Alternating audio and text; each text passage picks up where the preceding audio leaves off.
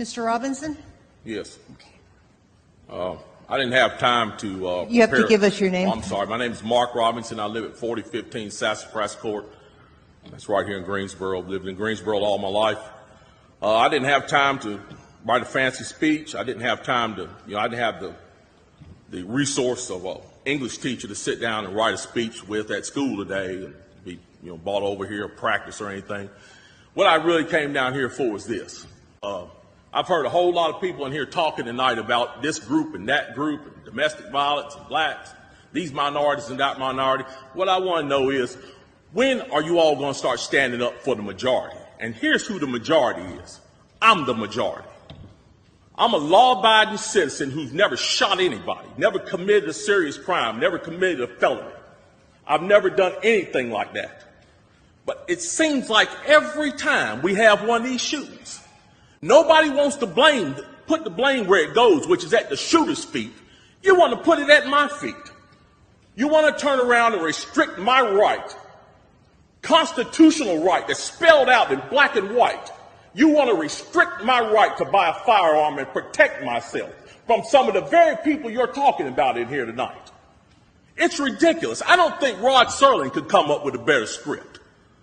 It does not make any sense. The law-abiding citizens of this community and many communities around this country, we're the first ones taxed and the last ones considered and the first ones punished when things like this happens, because our rights are the ones that are being taken away. That's the reason why I came down here today. Gun show or no gun show, NRA or no NRA. I'm here to stand up for the law-abiding citizens of this community, because I'm going to tell you that what's going to happen.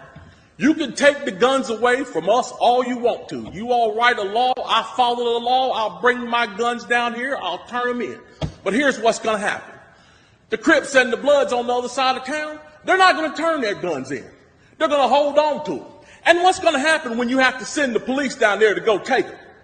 The police can barely enforce the law as it is. As what I see, we demonize the police, criminalize and vilify the police, and we make the criminals into victims. And we're talking about restricting guns? How are you going to do that? How are you going to do that when the police department's already hamstrung?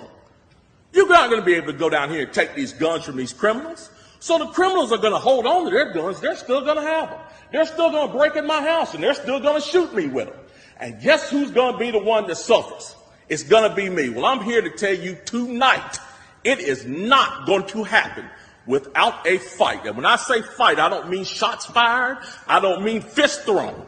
I mean I'm going to come down here to this city council and raise hell just like these loonies from the left do until you listen to the majority of the people in this city. And I am the majority. The majority of the people in this city are law-abiding, and they follow the law, and they want their constitutional right to be able to bear arms. They want to be able to go to the gun show and buy a hunting rifle or sport rifle. There are no military-grade weapons sold at the gun show. An AR-15 is not a military-grade weapon. Anybody that would go into combat with an AR-15 is a fool. It's a semi-automatic .22 rifle. You'd be killed in 15 minutes in combat with that thing.